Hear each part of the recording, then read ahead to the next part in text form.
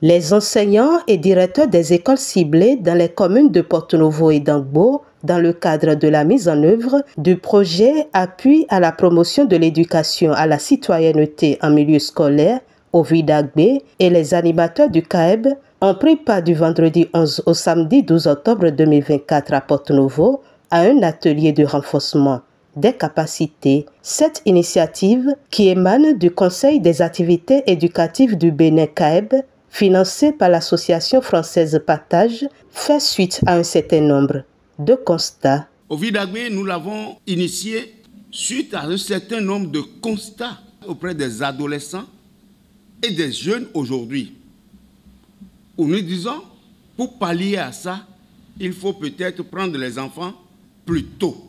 Ces situations, vous les savez mieux que moi. Le problème de djihadistes aujourd'hui, au nord du Bénin et ailleurs. Vous pensez les djihadistes, ils sont qui? Les djihadistes, ils sont nos jeunes. Les gens recrutent nos jeunes. Parce qu'ils sont sans emploi. Parce qu'ils n'ont pas ci, ils n'ont pas ça. On leur donne de l'argent, ils sont véritablement accessibles à tout. Nous nous sommes dit, pour pallier à ça, il faut déjà commencer à travailler avec les enfants pour leur donner des attitudes citoyennes. Et nous sommes tout heureux aujourd'hui quand le chef de l'État a convoqué un certain nombre d'experts pour revoir les programmes en vigueur, jusqu'à même élaborer les fiches de l'enseignant. Nous sommes tout heureux de savoir qu'il a dit qu'il faut mettre l'accent sur les questions d'éducation à la citoyenneté. Et cette situation doit être une véritable situation qui interpelle tout le monde. Autant que nous sommes dans cette salle, quel enfant nous voulons pour demain? Vous aurez l'occasion d'aborder ces préoccupations avec les consultants. Nous allons répondre également quelle nature nous voulons laisser à nos progénitures. Nous avons réfléchi à toutes ces préoccupations et autant que vous êtes ici dans cette salle, nous aurons à travailler avec vous sur 2 années. Notre objectif final, c'est d'avoir au Vidagbe des enfants qui ne seront plus en mesure, à l'âge d'adulte ou à l'âge d'adolescent, de casser les feux tricolores ou de brûler les pneus sur les belles voies que nous avons, parce qu'on est contre X, on est contre Y. Aux côtés des organisateurs, c'est le DEDAMPOIME qui a procédé au lancement de la session de formation. Je voudrais donc, dans un premier temps, remercier très sincèrement le CAEB et son partenaire, l'association Partage, qui s'investit depuis plusieurs décennies aux côtés de l'État béninois pour l'atteinte des objectifs d'une éducation de qualité, inclusive pour tous et pour toutes.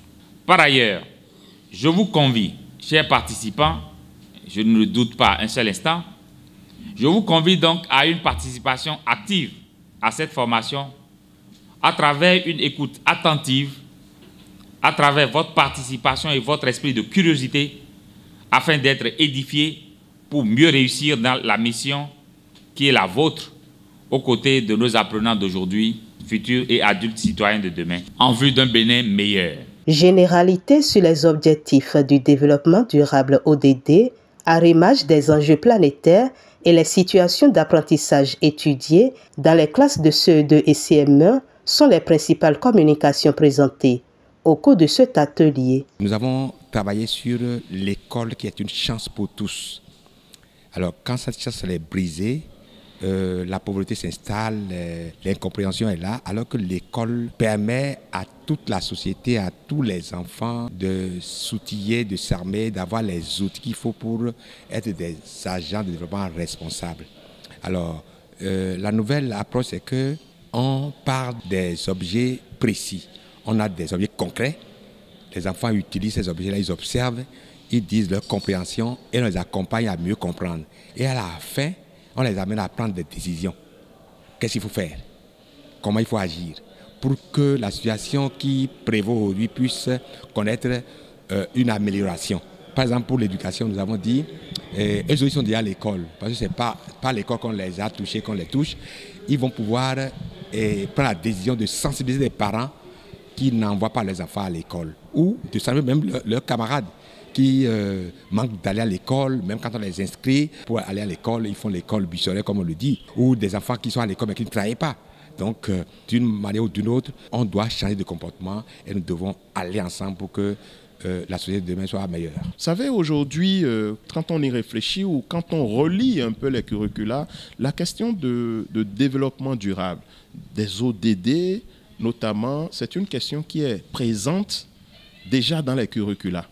Mais la façon d'aborder ça avec les enfants ne permet pas forcément aux enfants d'appréhender tous les contours ou ne permet pas à l'enseignant d'avoir du temps pour amener l'enfant à agir après qu'il lui ait parlé en classe de ces notions-là. Donc, c'est pour cela que nous avons dit, nous allons former les enseignants, les former sur les techniques d'animation de ces ateliers éducatifs pour que eux, à leur tour, en heure extrascolaire et ce sous la supervision des animateurs du CAEB, qu'ils puissent animer ces ateliers éducatifs au profit des écolières et des écoliers des classes de CE2 et de CM1.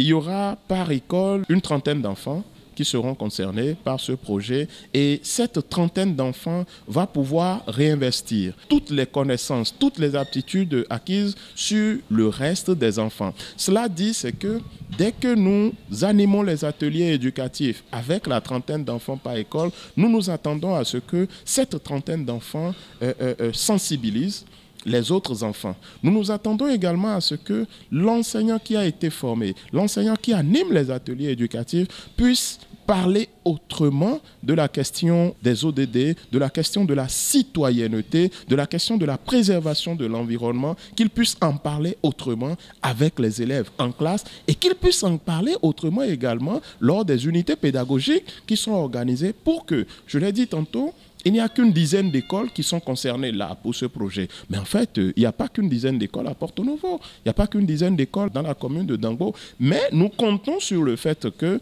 des unités pédagogiques sont organisées et qu'il y a des moments au cours de ces unités qui permettent aux enseignants de pouvoir échanger sur les bonnes pratiques. Donc, nous espérons que, et nous allons y arriver, que les enseignants puissent reverser, puissent réinvestir toutes les connaissances acquises ici, aussi bien pour améliorer ce qu'ils font en classe et également pour informer et former leurs pairs au cours des unités pédagogiques. Je le rappelle peut-être, ce sont les écoles qui ont obtenu les meilleurs scores au CEP 2024 qui sont concernées par ce projet. Et la surprise qui a été la nôtre, quand on a vu la liste des écoles, c'est de voir qu'il y a des écoles qui sont quand même dans des zones très reculées et dont les enseignants se décarcassent pour pouvoir obtenir de meilleurs résultats. Donc, c'est déjà de remercier le DEDAMP notamment et toute son équipe qui a mouillé le maillot, si je peux me le permettre, pour pouvoir nous sélectionner les écoles. C'est également de remercier les enseignants. Parce qu'on aurait beau peut-être organiser cette formation aujourd'hui, s'ils n'étaient pas là, si les directeurs n'étaient pas là, s'ils n'étaient pas engagés, s'ils n'étaient pas acquis à la cause de la promotion de la citoyenneté, ils ne seraient pas là. C'est également le lieu de remercier le partenaire, l'association Partage, qui a bien voulu accompagner le CAEB sur cette initiative qui va durer 2 ans. Et plus, c'est notre souhait. Au thème des 2 jours de formation, les participants expriment leur satisfaction. L'enjeu est de taille. Et le développement durable, ce n'est pas une petite, c'est un gros morceau. Et il faut aussi beaucoup de gens.